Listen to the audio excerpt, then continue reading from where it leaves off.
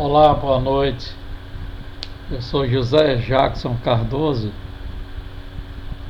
Talvez você me conheça. Estou em Alagoinhas, na Bahia, Brasil. E eu gostaria de, neste momento, lhe apresentar um tema muito controverso, discutido em todo o mundo, que trata-se do que é mais importante para todos nós, não importa quem seja você ou eu, onde você esteja, todos nós devemos considerar, respeitar este tema, porque trata-se do nome do Criador do céu, da terra, do mar e de tudo que neles há. É o nome do verdadeiro Deus. Então, eu vou citar aqui duas fontes. Uma é do livro Perspicaz, volume 2, IT-2PP.493-509, da Biblioteca Online da Torre de Vigia, onde descreve sobre o nome de Deus, que é Jeová. E também outra fonte é o Wikipédia, que vocês podem pesquisar também. Nesta fonte do Wikipédia, a origem do nome Jeová. A Wikipédia é a enciclopédia livre na internet, acessível a qualquer um de nós. Pelo Wikipédia diz o seguinte: Jeová é o nome do Deus Todo-Poderoso e do Deus de Israel no Antigo Testamento, em sua forma aportuguesada, com perda sintática da letra H, entre parênteses, I.E., pois provém de Jehovah, ou seja, Jeová. Do hebraico, aí vem os símbolos que representam esse nome em hebraico, uma vocalização do tetragramaton,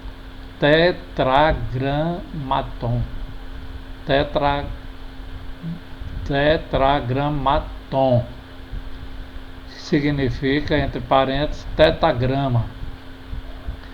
E também representa as letras YHWH, ou seja, maiúsculo, né?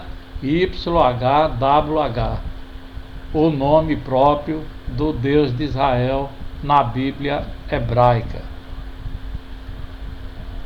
O nome Jeová, YH maiúsculo O, V maiúsculo A minúsculo, H maiúsculo, está entre parênteses, aparece cerca de 7.000 vezes no texto original das escrituras hebraicas, além das 350 ocorrências da forma IEOV, Y, está entre parênteses, YEH maiúsculo O, V maiúsculo IH. O texto em latim mais antigo a utilizar uma vocalização semelhante a Jeová data do século XIII. A maioria dos acadêmicos e estudiosos acredita que o nome de Deus como Jeová seja uma forma derivada da combinação das letras JH maiúsculo, V maiúsculo, H maiúsculo, J maiúsculo, H maiúsculo, V maiúsculo, H maiúsculo, com as vogais de Adonai, que significa Senhor, entre aspas. A vocalização histórica se perdeu porque durante o judaísmo do Segundo Templo, entre os séculos III e II a.C., a pronúncia do tetragrama passou a ser evitada, sendo substituída por Adonai, que traduzido do hebraico é meu Senhor. Primeiro, importância do nome.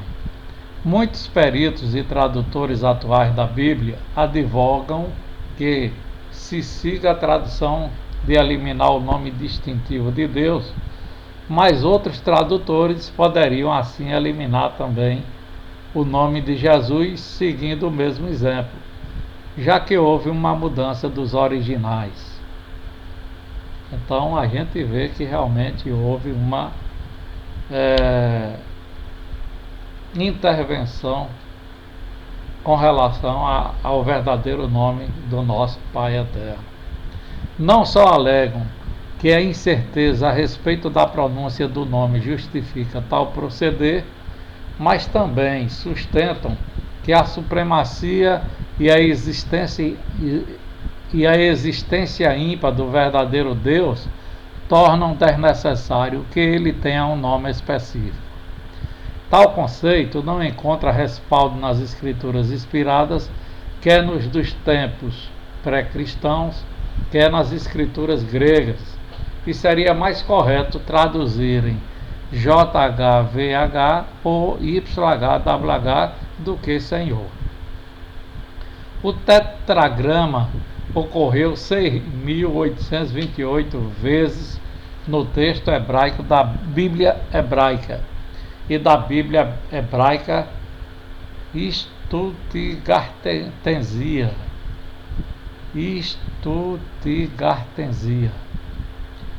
Nas escrituras hebraicas, a tradução do Novo Mundo contém o nome divino 6.973 vezes, porque os tradutores, entre outras coisas, levaram em conta que, em alguns lugares, os escribas haviam substituído o nome divino com Adonai ou Elohim. A própria frequência do aparecimento do nome atesta sua importância para o autor da Bíblia, que leva este nome. Seu uso em todas as escrituras ultrapassa em muito o de quaisquer títulos, tais como Senhor ou Deus, aplicados a ele. Digno de nota também é a importância atribuída aos próprios nomes das escrituras hebraicas e entre os povos semíticos. O professor J.T. Manley indica um estudo da palavra nome no Velho Testamento revela o quanto esta palavra significa em hebraico. O nome não é simples rótulo, mas é representativo da verdadeira personalidade daquilo a quem pertence. Quando uma pessoa coloca seu nome numa coisa ou em outra pessoa, esta passa a ficar sob sua influência e proteção. Novo Dicionário da Bíblia, editado por J.D. Douglas, 1985, página 430. Compare isso com o Talmud de Todos, de A. Cohen, 1949, página 24. Gênesis 27, versículo 36. Primeiro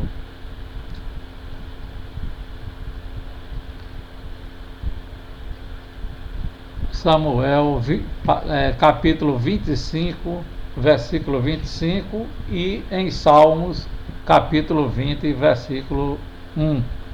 E em Provérbios, capítulo 22, versículo 1. 2. Nós vimos a primeira descrição, vamos ver agora a segunda. Deus e Pai não são distintivos. O título Deus não é nem pessoal nem distintivo. Alguém pode até mesmo fazer de seu ventre um Deus. Filipenses 3,19, capítulo 3, versículo 19. Nas escrituras hebraicas, a mesma palavra Elohim é aplicado a Jeová, o verdadeiro Deus, e também a deuses falsos, tais como Dagon, o deus filisteus. Está em Juízes, capítulo 16, versículo 23, 24 e 1 Samuel, capítulo 5, versículo 7. E Nisroque, o deus assírio, está em 2 Reis, capítulo 19, 37, que nós poderemos conferir. Caso um hebreu dissesse a um filisteu ou a um assírio que ele adorava a Deus Elohim, com H, né? Elohim, isso obviamente não bastaria para identificar a pessoa a qual se dirigia sua adoração. Por aí nós vemos o quanto fizeram de adulterarem o nome do nosso Criador, né? É uma tamanha injustiça que não dá para perdoar, não, só o Criador que perdoa. A maldade humana, né? De desvirtuar o nome do Criador do céu, da terra, do mar, de tudo que neles há, o verdadeiro Deus.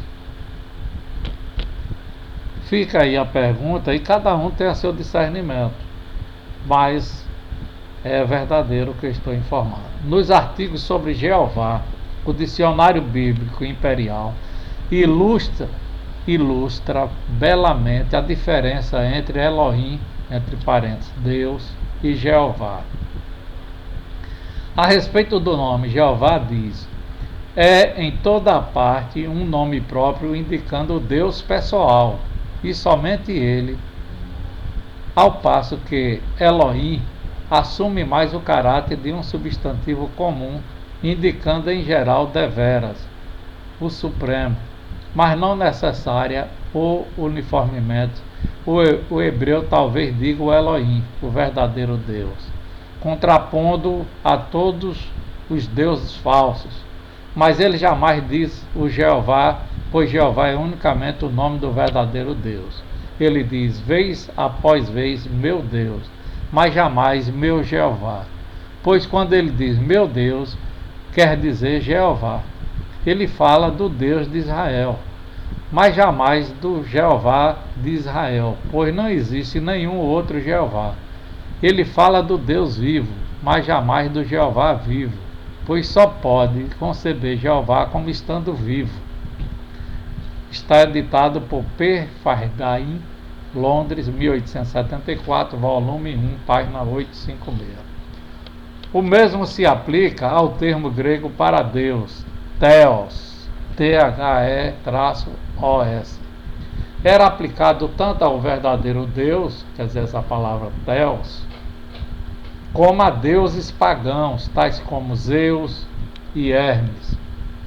Os romanos, Júpiter e Mercúrio, veja Atos capítulo 14, versículo 11 a 15, a situação real é enfocada pelas palavras de Paulo em 1 Coríntios capítulo 8, versículo 4 a 6, pois embora haja os que se chamem deuses, quer no céu, quer na terra, assim como há muitos deuses e muitos senhores, para nós há realmente um só Deus, o Pai, de quem procedem todas as coisas e nós para Ele.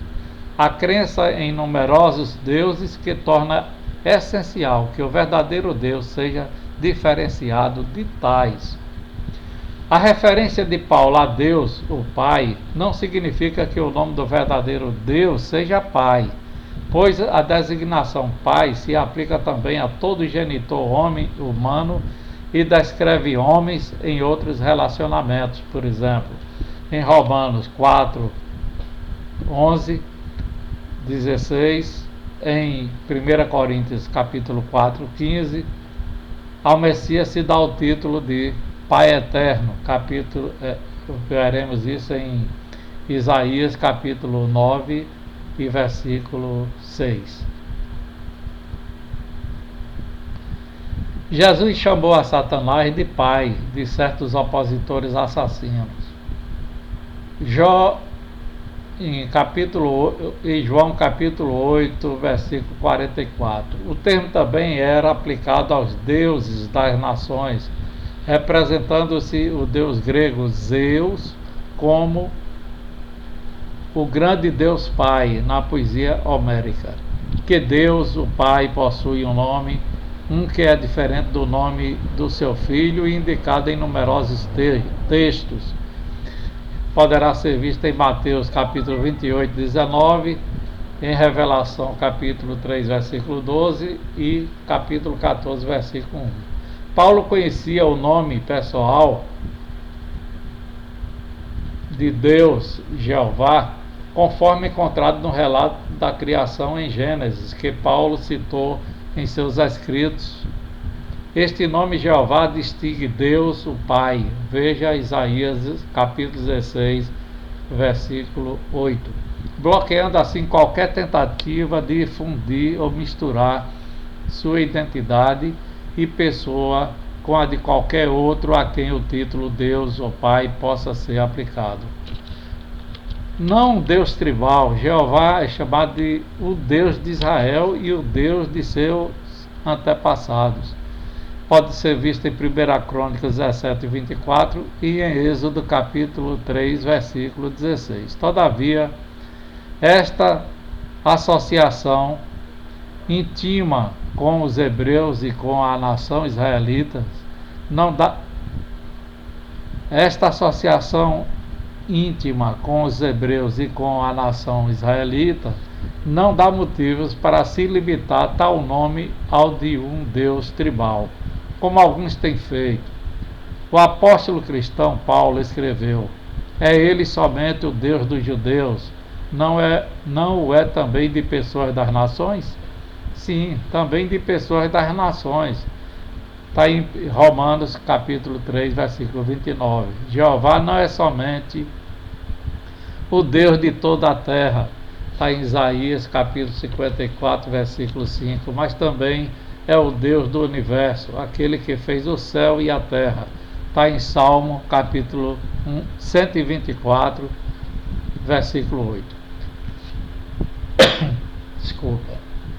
O pacto feito por Jeová com Abraão, cerca de 2000 anos antes dos dias de Paulo, prometera bênçãos a pessoas de todas as nações, mostrando o interesse de Deus em toda a humanidade. Está em Gênesis capítulo 12, versículo 1 a 3. Compare isso com Atos capítulo 10, versículo 34, 35 e capítulo 11, versículo 18. Amém? Então, nós vimos nesta fonte do Wikipédia que o nome de Jeová, historicamente, ele foi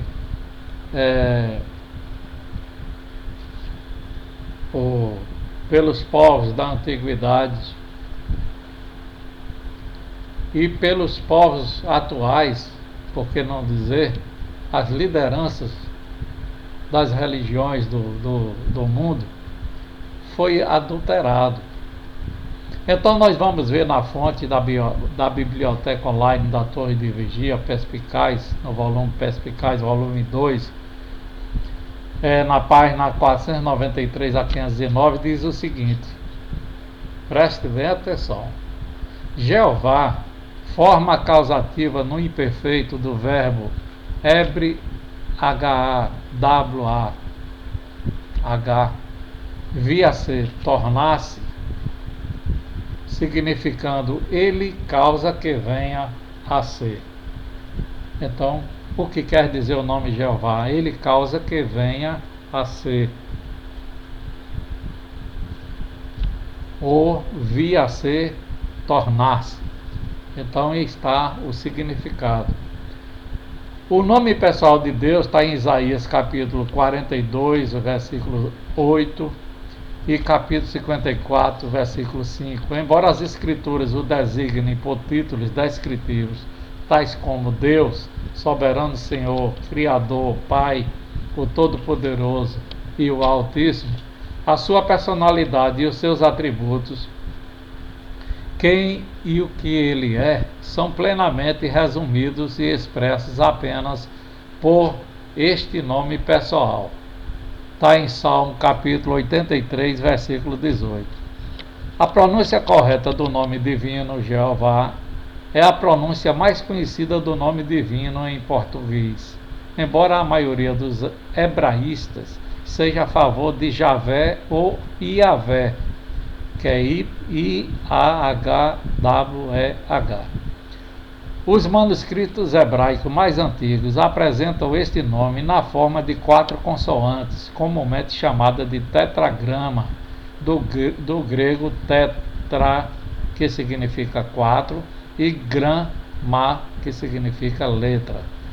Estas 4 letras escritas da direita para a esquerda são e podem ser transliteradas em português como YHWH, entre parênteses, I maiúsculo, H maiúsculo, V maiúsculo, H maiúsculo, ou J maiúsculo, H maiúsculo, V maiúsculo, H maiúsculo. Então, comumente representado por YHWH maiúsculo. As consoantes hebraicas do nome, portanto, são conhecidas. A questão é, quais são as vogais que devem ser combinadas com as consoantes? Sinais vocálicos só vieram a ser utilizados no hebraico na segunda metade do primeiro milênio da Era Comum.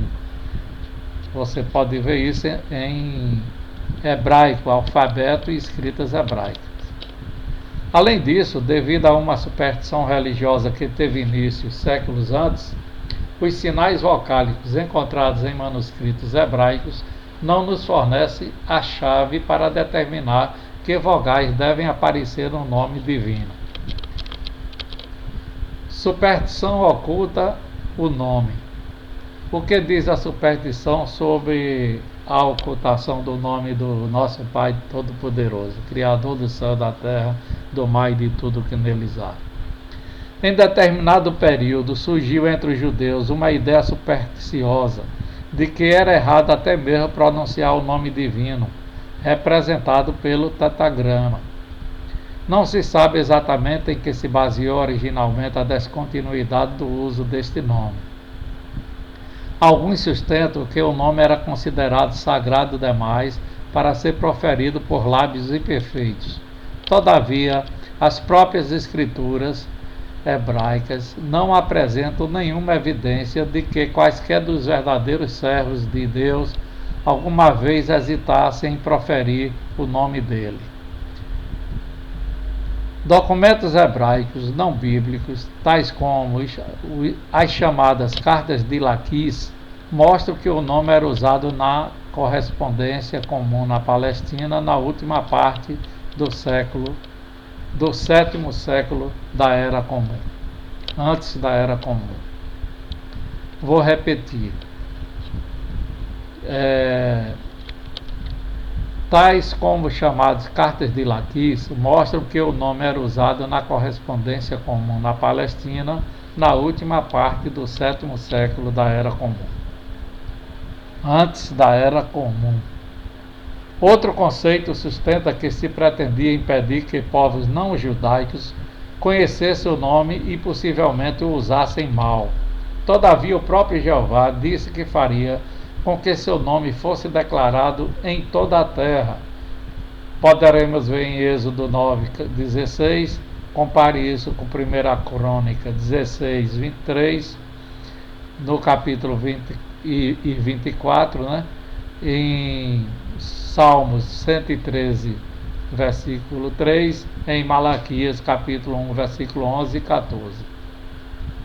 Para ser conhecida até mesmo aos seus adversários. Está em Isaías capítulo 64, versículo 2.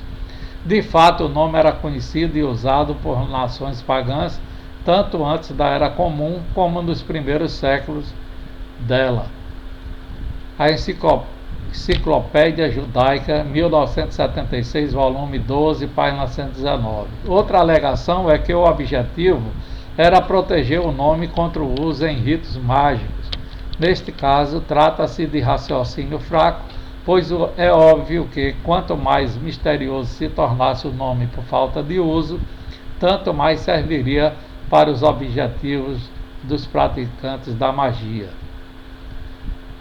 Absurdo, né? Bem, vamos falar aqui sobre quando se arraigou essa superstição. Quando foi que ficou consolidada essa superstição? Quando se arraigou essa superstição?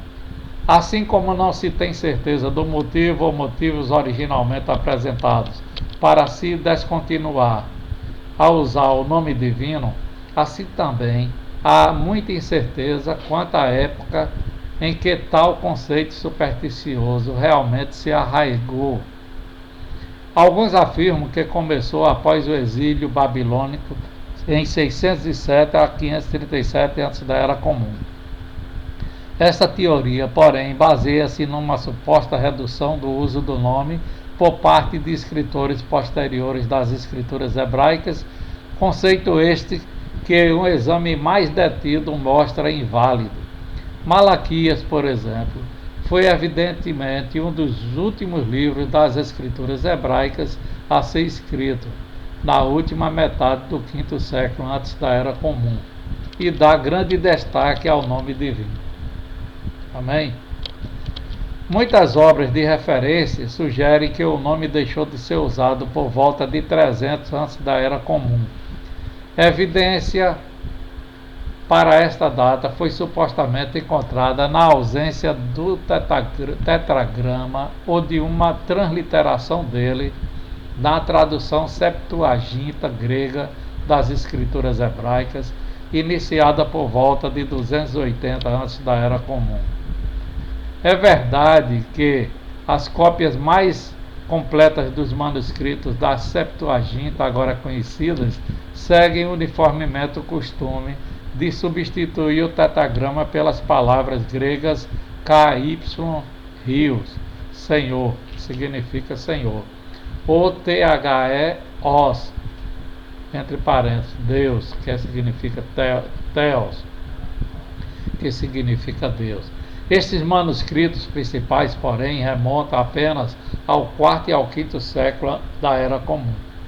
Descobriram-se recentemente cópias mais antigas, embora em forma fragmentária, que provam que as cópias mais antigas da Septuaginta continham deveras o nome divino. Uma delas são os restos fragmentários de um rolo de papiro de uma parte de Deuteronômio, alistado como P-Fold Inventário número 266, volume 1, página 230. Apresenta regularmente o tetragrama, escrita em caracteres hebraicos quadrados, em cada ocorrência no texto hebraico traduzido. Os peritos datam este papiro como de 1º século antes da Era Comum, e neste caso foi escrito 4 ou 5 séculos antes dos manuscritos já mencionados. Veja o apêndice da NMPP 1502 a 1504. Meu Deus, quanta injustiça, né? Quando foi que os judeus, em geral, realmente pararam de pronunciar o nome pessoal de Deus? É importante que saibamos disso. Quando foi que os judeus, em geral, realmente pararam de pronunciar o nome pessoal de Deus? Assim, pelo menos em forma escrita, não existe evidência sólida de qualquer desaparecimento ou desuso do nome divino no período antes da Era Comum. No 1º século da Era Comum surge pela primeira vez alguma evidência de uma atitude supersticiosa para com esse nome. Joséfo, historiador judeu, que descendia de uma família sacerdotal, ao narrar a revelação que Deus forneceu a Moisés no local do espinheiro ardente, diz: então Deus lhe revelou seu nome, que antes disso não tinha chegado aos ouvidos dos homens, e sobre o qual estou proibido de falar. Está em Antiguidades Judaicas, segundo 276, 12:4. No entanto, a declaração de Joséfo, além de ser inexata quanto a se conhecer o nome divino antes de Moisés, é vaga e não revela de forma clara exatamente qual era a atitude geral prevalecente no primeiro século quanto a se pronunciar ou empregar o nome divino. A Mixena judaica, uma coleção de ensinos e de traduções rabínicos, é um tanto mais explícita. Acredita-se sua compilação ao rabino Judá, o príncipe que viveu no segundo e no terceiro século da Era Comum. Parte da matéria da Mixena raciocina-se claramente as circunstâncias anteriores à destruição de Jerusalém e do seu templo em 70 da Era Comum. No entanto, certo perito diz a respeito da Mixena: é extremamente difícil decidir que valor histórico devemos atribuir a qualquer tradição registrada na Mixena. O espaço do tempo, ou de tempo, que talvez tenha contribuído para obscurecer ou distorcer as lembranças de épocas tão diferentes, as sublevações políticas, as mudanças e as confusões resultantes de duas rebeliões e de duas conquistas romanas, os padrões prezados pelo partido dos fariseus, cujas opiniões a Mixena registra, que não eram os do partido dos saduceus. Estes são fatores a que se deve dar o devido peso na avaliação do caráter das declarações da Mixena. Além disso, há muitas coisas no conteúdo da Mixena que se encontra num ambiente de discussão acadêmica travada só pela discussão, conforme parece, com pouca pretensão de registrar usos históricos. Algumas das tradições da Mixena referente à pronúncia do nome divino são como segue. Relacionado com o anual Dia da Expiação, a tradução da Mixena por Dambi declara: e quando os sacerdotes e o povo que estavam de pé no pátio do templo ouviu o nome expresso sair da boca do sumo sacerdote, costumava ajoelhar-se, curvar-se e prostrar-se e dizer: bendito seja o nome da glória do seu reino para todo sempre. Ioma 6.2. A respeito das bênçãos sacerdotais diárias, está em Sotá 7.6, diz: no templo eles pronunciavam o nome assim como estava escrito, mas nas províncias usavam uma palavra substituta. Era Sanhedrin 7.5. Declara que o blasfemador não era culpado a menos que tivesse pronunciado o nome, e que num julgamento que envolvesse uma acusação de blasfêmia, usava-se um nome substituto até que toda a evidência tivesse sido ouvida. Daí, pedia-se em particular a testemunha principal que dissesse expressamente o que ouvira, presumivelmente usando o nome divino, Sanhedrin 10.1. Ao alistar aqueles que não têm parte no mundo vindouro, declara: Abba Saul diz. Também aquele que pronunciar o nome com as suas letras corretas. Meu Deus. Todavia, apesar desses conceitos negativos, encontramos também na primeira seção da Mixena a injunção positiva de que o homem deve cumprimentar seu próximo com o emprego de o nome de Deus, citando-se então o exemplo de Boaz, está em Ruth, capítulo 2, versículo 4. Beracote, em capítulo 9 e 5. Estes conceitos tradicionais, encarados pelo que possam valer, talvez revelem uma tendência supersticiosa de evitar o uso do nome divino algum tempo antes de o templo de Jerusalém ser destruído em 70 da Era Comum. Mesmo então, disse explicitamente que eram primariamente os sacerdotes que usavam o nome substituto para o nome divino, e isso apenas nas províncias. Adicionalmente, o valor histórico das tradições da Mixena é questionável, conforme vimos. Não existe, portanto, nenhuma base genuína para se atribuir a qualquer época anterior ao primeiro e ao segundo século da Era Comum. O desenvolvimento do conceito supersticioso, que exigia a descontinuação do uso do nome divino, chegou deveras à época, contudo, em que, ao fazer a leitura das escrituras hebraicas na língua original, o leitor judeu, em vez de pronunciar o nome divino, representado pelo tetragrama, o substituía por Adonai, soberano Senhor, ou por Elohim, entre parênteses, Deus. Nota-se isso no fato de que, quando os sinais vocálicos passaram a ser empregados na segunda metade do primeiro milênio da Era Comum, os copistas judeus inseriram no tetragrama os sinais vocálicos, quer de Adonai, quer de Elohim. Evidentemente, foram inseridos, né? Os sinais vocálicos, quer de Adonai, quer de Elohim. Evidentemente, para alertar o leitor a proferir essas palavras em lugar de pronunciar o nome divino. Caso ele estivesse usando a tradução Septuaginta grega das escrituras hebraicas em cópias posteriores, o leitor naturalmente encontraria o tetragrama já inteiramente substituído por Kyrios e Theos, veja, Senhor.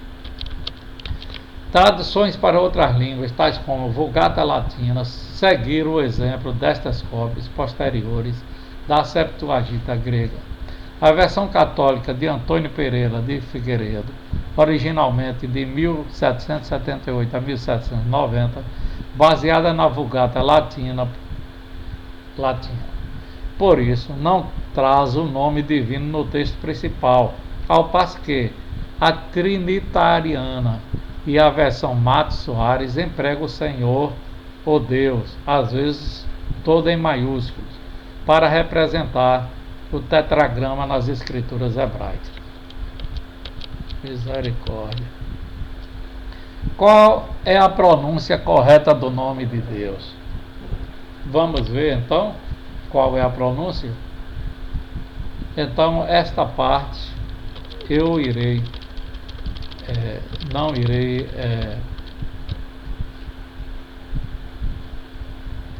ler para vocês, porque realmente é um pouco complexo, mas que vocês poderão pesquisar. Meu Deus, realmente fizeram uma grande confusão com o nome do nosso Pai, a terra, o Criador dos céus, da terra, do mar, de tudo que existe. E para completar, ainda fizeram do seu filho também o Messias. Importância do nome. Muitos peritos e tradutores atuais da Bíblia advogam que se siga a tradição de eliminar o nome distintivo de Deus. Não só alegam que a incerteza a respeito da pronúncia do nome justifica tal proceder, mas também sustentam que a supremacia e a existência ímpar do verdadeiro Deus tornam desnecessário que ele tenha um nome específico. Tal conceito não encontra respaldo nas escrituras inspiradas, quer nas dos tempos pré-cristãos, quer nas escrituras gregas cristãs. O tetragrama ocorre 6.828 vezes no texto hebraico da Bíblia hebraica e da Bíblia hebraica Stuttgartensia. Nas escrituras hebraicas, a tradução do Novo Mundo contém o nome divino 6.973 vezes, porque os tradutores, entre outras coisas, levaram em conta que em alguns lugares os escribas haviam substituído o nome divino com Adonai ou Elohim.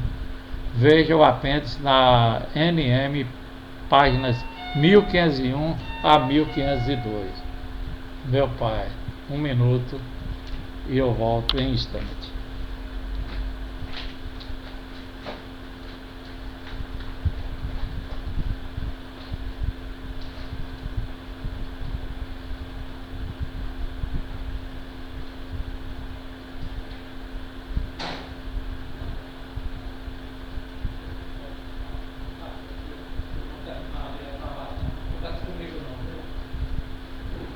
Mais meia hora eu termino.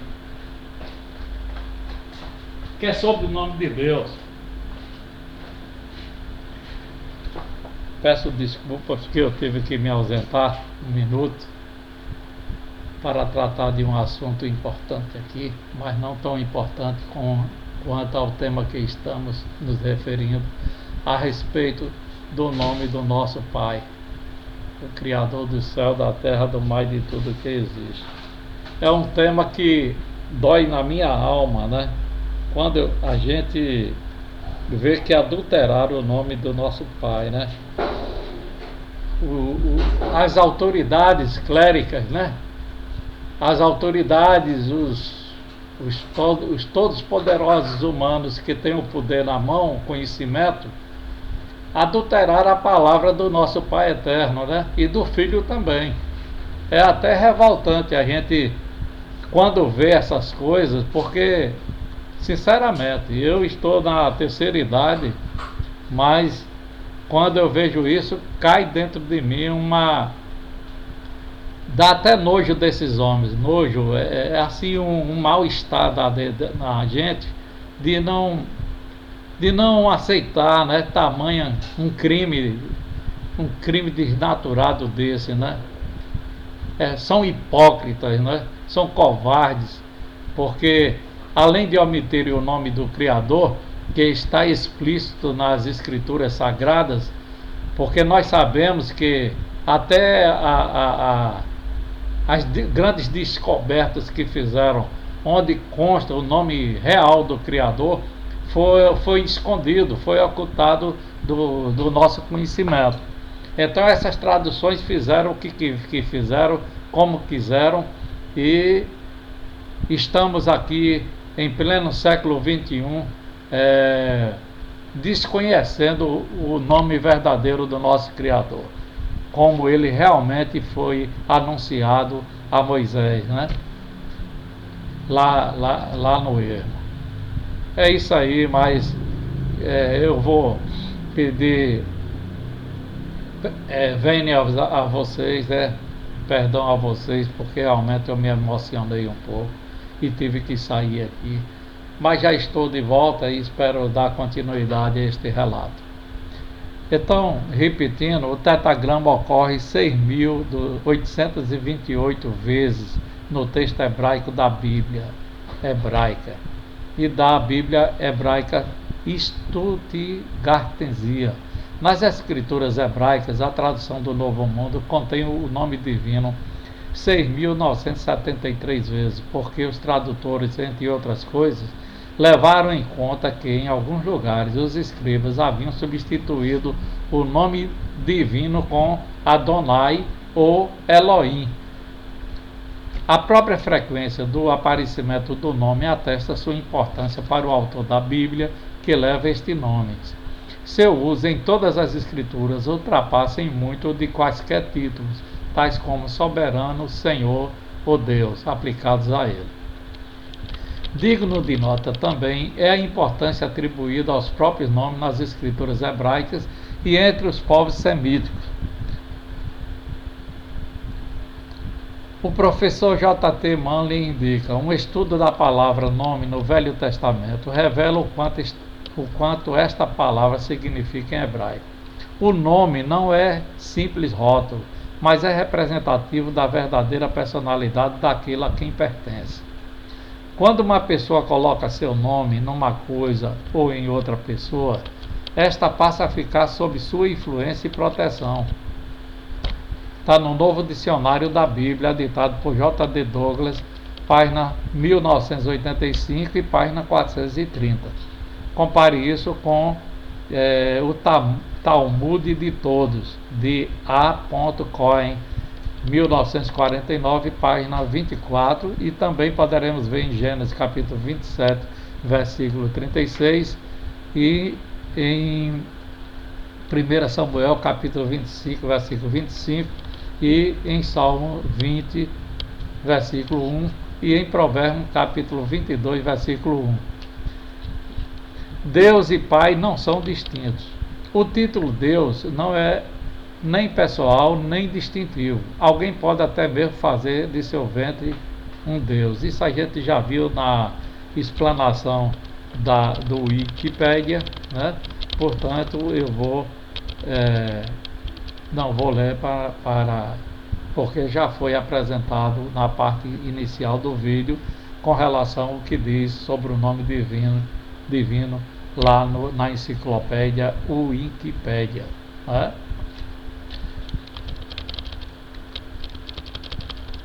Nas escrituras gregas cristãs, em vista desta evidência, parece bem incomum verificar que os exemplares existentes de manuscritos do texto original das escrituras gregas cristãs não contêm o nome divino na sua plena forma.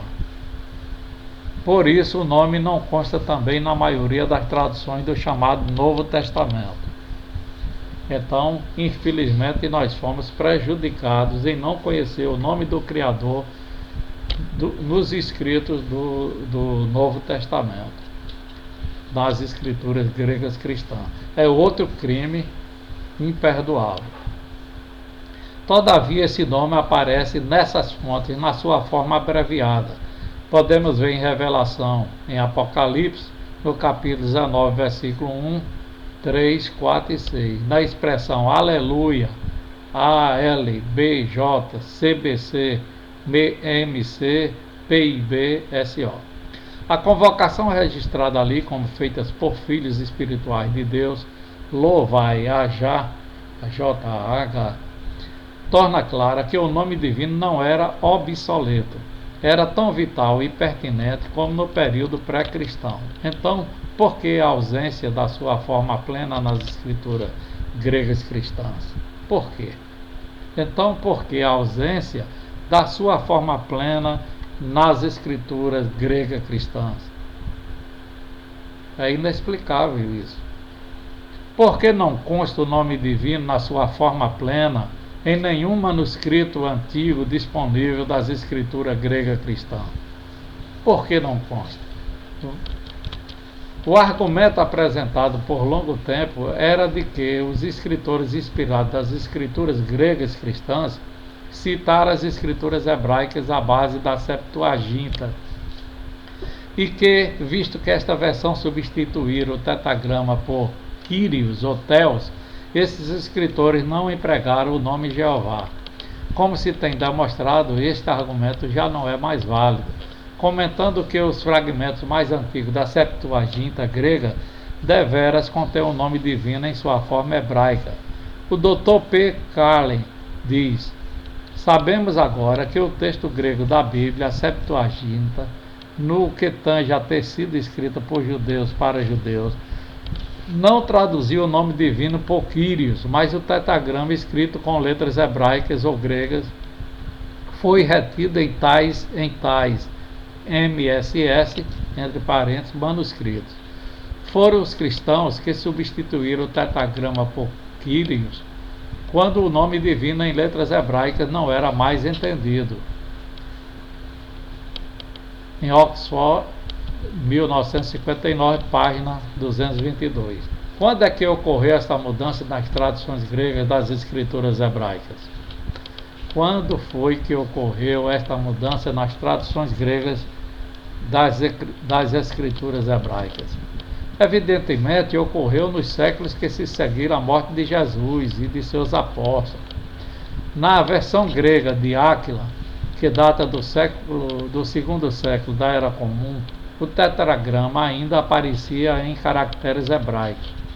Por volta de 245 da Era Comum, o famoso perito Orígenes produziu sua Hexapla, uma reprodução em 6 colunas das inspiradas escrituras hebraicas, no hebraico e aramaico original, acompanhado por uma transliteração para o grego e pelas versões gregas de Áquila, de Símaco, da Septuaginta, de Teodósio.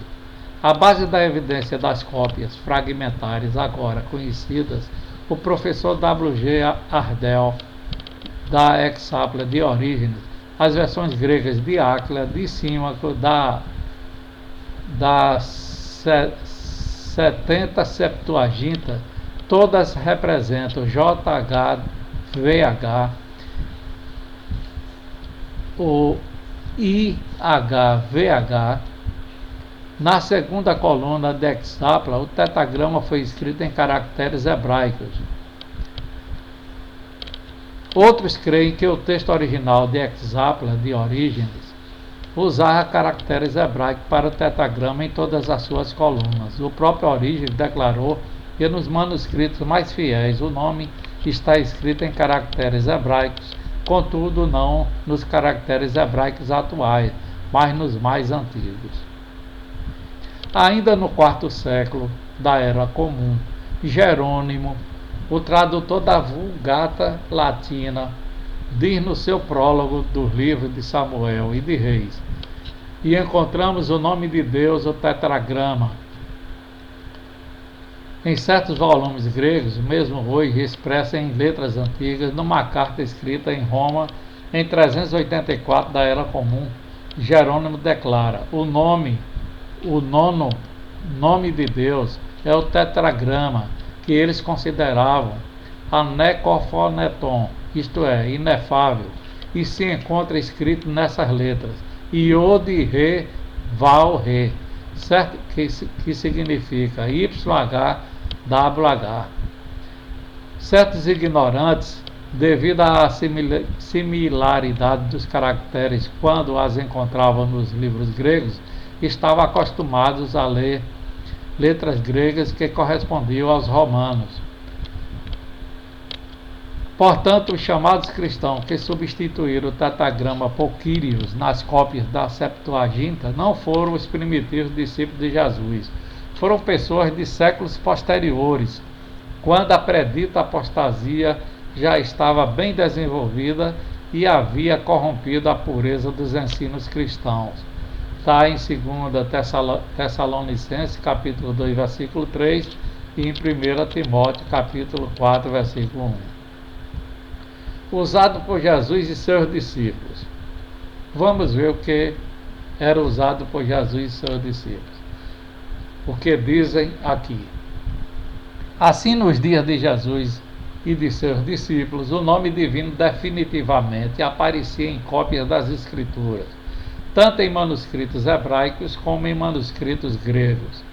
Será que Jesus e seus discípulos empregavam o nome divino ao falarem ou escreverem?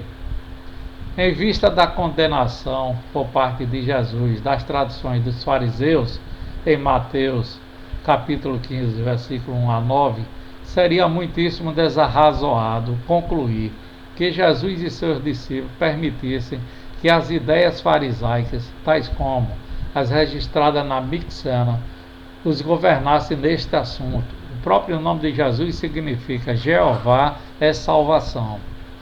Ele declarou: vim em nome de meu Pai.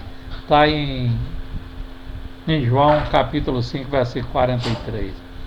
Ensinou seus seguidores a orar: nosso Pai nos céus, santificado seja teu nome.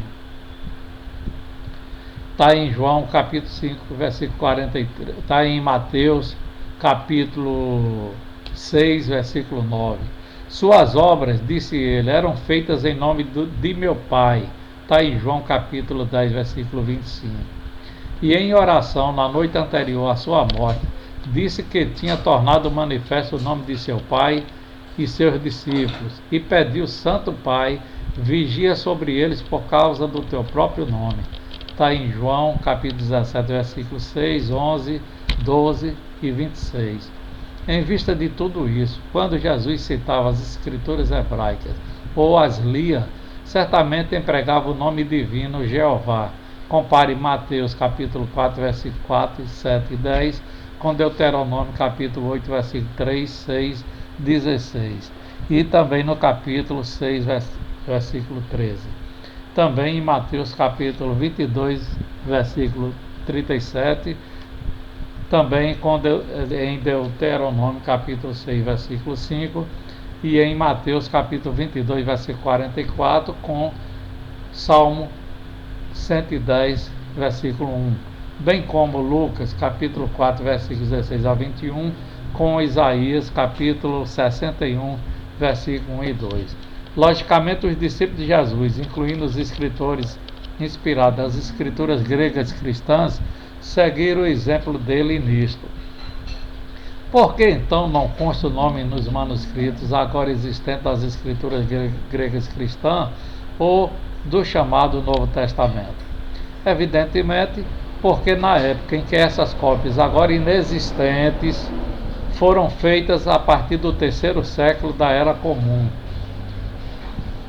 O texto original dos escritos dos apóstolos e discípulos já havia sido alterado, de modo que copistas posteriores, sem dúvida, substituíram o nome divino na forma do tetragrama por Kyrios e Theos,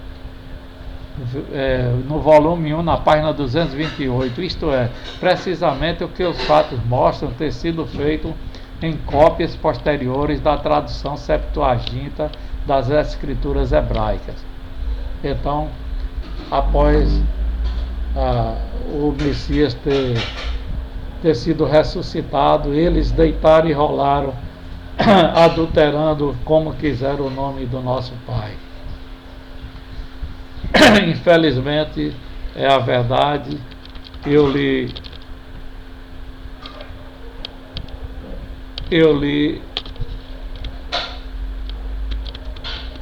até aqui e causa-me espécie em ver esse tipo de comportamento humano durante a historicidade do estudo da palavra, o quanto eles foram nocivos à tradição secular, em que deixaram de ser conhecido o nome do verdadeiro Deus para nós, nas escritas originais. Deus sabe onde está os escritos antigos em papiros, em cuneiformes, né, em pedras e outros tipos de escritas antigas, nos códices antigos, né? Emprego inicial do nome e seu significado está em Êxodo capítulo 3, versículo 13 a 16 e em capítulo 6, versículo 3. São frequentemente mal aplicados, significando que o nome de Jeová foi revelado pela primeira vez a Moisés algum tempo antes do êxodo do Egito. Na verdade, Moisés suscitou a pergunta: suponhamos que eu vá ter com os filhos de Israel e deveras lhes diga: o Deus de vossos antepassados enviou-me a vós, e eles deveras me digam: qual é o seu nome? O que hei de dizer-lhes? Isto, porém, não significa que ele ou os israelitas não conhecessem o nome de Jeová. O próprio nome da mãe de Moisés, Joquebede, significa Jeová é glória. Está em Êxodo capítulo 6, versículo 20. A pergunta de Moisés provavelmente se relacionava com as circunstâncias em que se encontravam os filhos de Israel por muitas décadas. Estiveram sujeitos à dura escravidão sem nenhum sinal de qualquer alívio. A dúvida, o desânimo e a fraqueza na fé quanto ao poder e ao propósito de Deus de libertação, muito provavelmente se haviam infiltrado em suas fileiras. Observe também em Ezequiel, capítulo 20, versículos 7 e 8. Portanto, se Moisés dissesse que viera simplesmente em nome de Deus, entre parênteses, Elohim, ou do soberano Senhor, Adonai, isso talvez não significasse muito para os israelitas sofredores.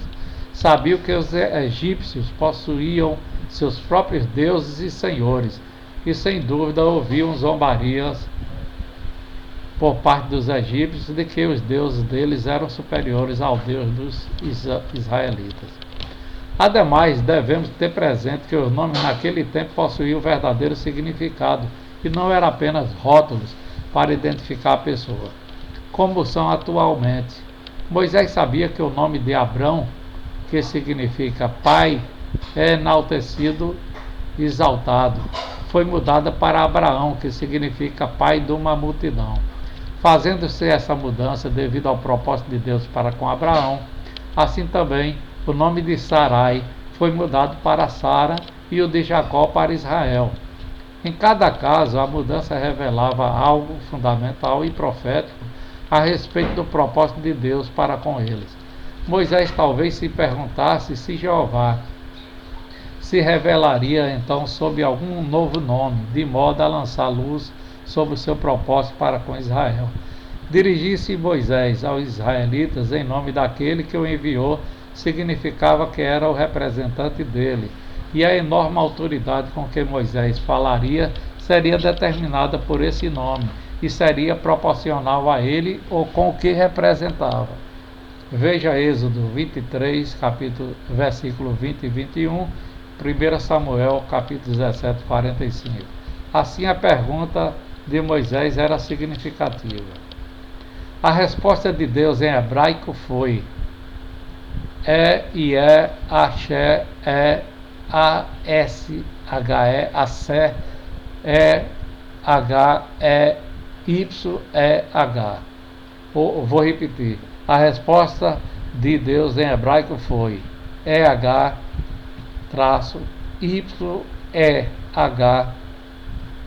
espaço A maiúsculo S-H-E-R, espaço E maiúsculo H, espaço Y-E-H. Algumas traduções vertem isso como eu sou o que sou. Todavia, deve-se notar que o verbo hebraico H-A-Y-A-H, do qual deriva a palavra E-H-Y-E-H, não significa simplesmente ser. Antes significa vir a ser, tornar-se ou mostrar-se ser. Não se faz aqui referência à alta existência de Deus, mas ao que ele pretende tornar-se para com outros. Portanto, a tradução do Novo Mundo verte corretamente a expressão hebraica acima como mostrarei ser o que eu mostrar ser. Depois disso, Jeová acrescentou: isto é o que deves dizer aos filhos de Israel: mostrarei ser, enviou-me a vós. Você poderá ver isso em Êxodo capítulo 3, versículo 14. Amém?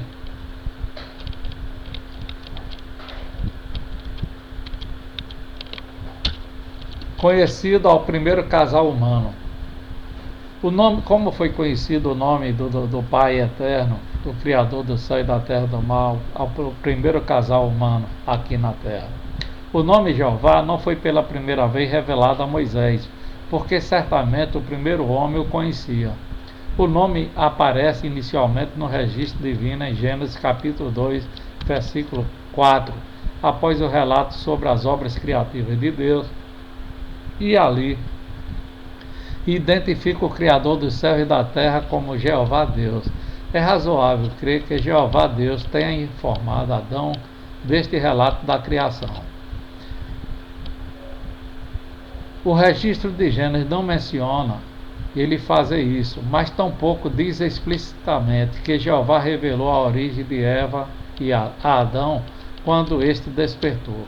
No entanto, as palavras de Adão a receber Eva mostram que ele tinha sido informado sobre o modo de Deus tê-la produzido do corpo do próprio Adão. Está em Gênesis capítulo 2, versículo 21 a 23, onde, sem dúvida, houve uma comunicação entre Jeová e seu filho terrestre que não se encontra incluída no relato breve de Gênesis. Eva é a primeira pessoa humana de que se relata especificamente ter usado o nome divino. Está em Gênesis capítulo 4, versículo 1. Ela obviamente aprendeu esse nome de seu marido e cabeça, Adão, de quem também ficou sabendo da ordem de Deus a respeito da árvore do conhecimento do que é bom e do que é mal, entre parênteses, embora novamente o registro não diz diretamente que Adão transmitiu essa informação a ela. Está em Gênesis capítulo 2, versículo 16, 17 e no capítulo 3, versículo 2 e 3. Meu Pai, quanta coisa, hein? Quanta coisa. Portanto, conforme revelado ao homem no Éden, como que espécie de pessoa revelou-se Jeová aos primeiros filhos humanos? Certamente Adão, na sua perfeição, teria de concordar com as palavras posteriores do salmista: elogiar-te-ei, porque fui feito maravilhosamente, do modo atemorizante. Teus trabalhos são maravilhosos, de que minha alma está bem apercebida. Isso está em Salmo capítulo 139, versículo 14. à base de seu próprio corpo, notavelmente versátil entre as criaturas terrestres e das coisas que via em volta dele, o homem tinha todos os motivos para sentir reverência pelo seu Criador. Toda nova ave, animal e peixe, toda planta, flor, árvore diferente, todo campo, floresta, morro, vale e rio, que o homem visse, incutiriam nele a profundeza e a amplitude da sabedoria e da riqueza da personalidade de Jeová, conforme refletida na grande variedade das suas obras criativas. Poderemos ver isso em Gênesis capítulo 2, versículos 7 a 9. Compare-se isso também com Salmo capítulo 104, versículo 8 a 24. Todos os sentidos do homem, a visão, a audição, o paladar, o olfato e o tato, comunicariam à sua mente receptiva a evidência de haver um Criador muito generoso e atencioso. Tampouco foram esquecidas as necessidades intelectuais de Adão, sua necessidade de conversação e companheirismo, pois o seu pai forneceu-lhe um par feminino inteligente, está em Gênesis capítulo 2, versículo 18 a 23. Ambos poderiam ter cantado a Jeová, assim como fez o salmista. A alegria até a fartura está com a tua face na tua direita, até o agradável para sempre. Está em Salmo capítulo 16, versículo 8 e 11. Tendo sido alvo de tanto amor, Adão e Eva certamente deviam ter sabido que Deus é amor, a fonte e o supremo exemplo de amor. Está escrito em 1 João capítulo 4, versículos 16 e 19. O que era mais importante, Jeová Deus satisfez as necessidades espirituais do homem. O pai de Adão revelou-se a este primeiro filho humano, comunicando-se com ele, dando-lhe tarefas a fazer, cujo desempenho obediente constituiria uma parte importante da adoração prestada pelo homem. Poderemos ver isso em Gênesis capítulo 1, versículo 27, capítulo 1, versículo 27 a 30, capítulo 2, versículo 15 a 17. Compare isso com Amós, capítulo 4, versículo 3. É esse o Deus Todo-Poderoso que nos criou e deu-nos sabedoria, discernimento para conhecê-lo pelas suas obras magníficas deixadas aqui na terra, para que não nos deixássemos nos iludir por quem quer que seja, né? Portanto, para finalizar, a sua personalidade é refletida no seu Filho. Em todos os sentidos, Jesus Cristo era um reflexo fiel da belíssima personalidade de seu Pai, Jeová Deus, em nome de quem ele veio. Está em João capítulo 1, versículo 18, Mateus 21, versículo 9, está em João capítulo 12, versículo 12 e 13. Compare isso com Salmo 118, versículo 26. Jesus disse: o filho não pode fazer nenhuma única coisa de sua própria iniciativa, mas somente o que ele observa o Pai fazer. Porque as coisas que este faz, estas o Filho faz, também da mesma maneira. Está em João capítulo 5, versículo 19. Segue-se, portanto, que a benignidade e a compaixão, a brandura e a cordialidade, bem como o forte amor, a justiça e o ódio, a iniquidade que Jesus demonstrava, está em Hebreus capítulo 1, versículo 8 e 9, são todas qualidades que o Filho observara no seu Pai. Jesus, Jeová Deus, compare em Mateus capítulo 9, versículo 35 e 36, com Salmo capítulo 23, 1 a 6, e Isaías capítulo 40, versículo 10 e 11, em Mateus capítulo 11, versículo 27 a 30, com Isaías capítulo 40, versículo 28 a 31, e Isaías capítulo 57, versículo 15 e versículo 16, em Lucas capítulo 15, versículo 11 a 24, com Salmo capítulo 103, versículo 8 a 14, e em Lucas capítulo 19, versículo 41 a 44, com Ezequiel capítulo 18, versículo 31, 32 e capítulo 33, versículo 11. Finalmente, Todo aquele que ama a justiça e que lê as escrituras inspiradas e que verdadeiramente chega a conhecer com entendimento o pleno significado do nome de Jeová. Você poderá ver isso em Salmo, capítulo 9, versículo 9, versículo 10, capítulo 91, versículo 14, em Jeremias, capítulo 16, versículo 21, tem todo motivo, portanto, para amar e bendizer este nome. Você poderá ver em Salmo, capítulo 72, em versículo 18 a 20, em Salmo, capítulo 119, versículo 132, em Hebreus, capítulo 6, versículo 10. Para louvá-lo e exaltá-lo, você pode ver em Salmo, capítulo 7, versículo 17, e em Isaías, capítulo 25, versículo 1, em Hebreus, capítulo 13, versículo 15.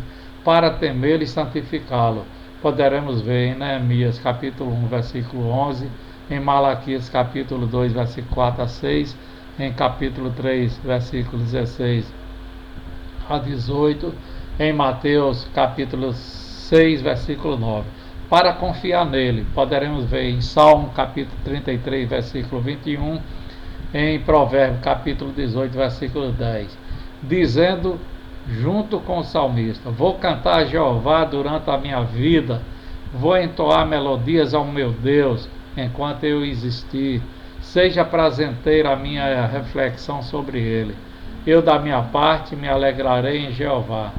Dar-se-á cabo dos pecadores de cima da terra, e quanto aos iníquos, não mais existirão. Bendiz a Jeová, ó minha alma, louvai-a já. Está em Salmo 104, versículo 33 a 35. Portanto, meus amados, meus amigos, todos vocês que toleraram essa leitura, peço desculpa a vocês. E por último, eu aqui apresento o Batalhão GGC de Euclides da Cunha, Bahia, Brasil, uma homenagem ao meu pai, onde eu vou ler a mensagem que, através desse batalhão, que é uma homenagem ao meu falecido pai, que faleceu em 2010, e a minha atual minha mãe, que graças a Deus atualmente está viva, Maurília Lopes Cardoso. Meu pai Galdino Gonçalves da Silva, o nome foi de minha mãe Maurília Lopes da Silva, o nome de solteira dela era Maurília Lopes Cardoso. Então diz o seguinte a mensagem: Galdino Gonçalves da Silva, GGC, nascido em 10 de junho de 1910, morou no distrito de Serra da Canabrava, no sertão de Uauá, Bahia, Brasil, e em 1952 emigrou para Euclides da Cunha, Bahia.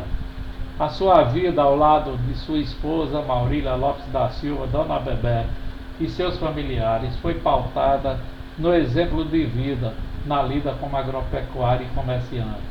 Granjeou muitos amigos e sempre foi solidário e humanista, sempre primando cumprir a lei, a justiça, a família, a religião, com visão de dias melhores para todos.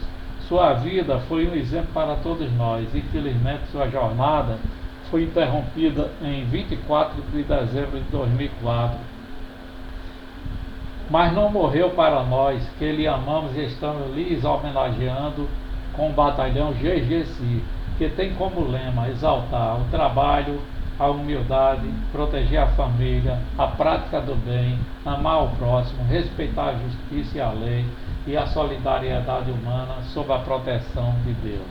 Nessa data, nessa homenagem que será perpetuada, oficializamos o batalhão GGC, homenagem de seus familiares e amigos honoríficos. Saudações GGC, saudações GGC, saudações GGC. Meu pai, com minha mãe e a primeira esposa dele, que minha mãe é a segunda esposa depois do falecimento da primeira esposa, tiveram 25 filhos. Hoje nós somos 15 filhos vivos, graças a Deus. E por isso essa homenagem do batalhão GGC, que é um batalhão que não tem similaridade com a polícia militar, nem outra corporação de nenhuma natureza militar. Ok? Muito obrigado. Fica esse vídeo dedicado ao batalhão GGC e a todos vocês que seja religioso ou não, poderá conhecer melhor pesquisando sobre o verdadeiro nome do Criador, porque fizeram adulteração deste nome, mas nós o chamamos como Jeová, o Deus Todo-Poderoso, o YHWH. Boa noite, bom dia, boa tarde, sejam todos felizes. Muito obrigado e até o próximo vídeo. Amém?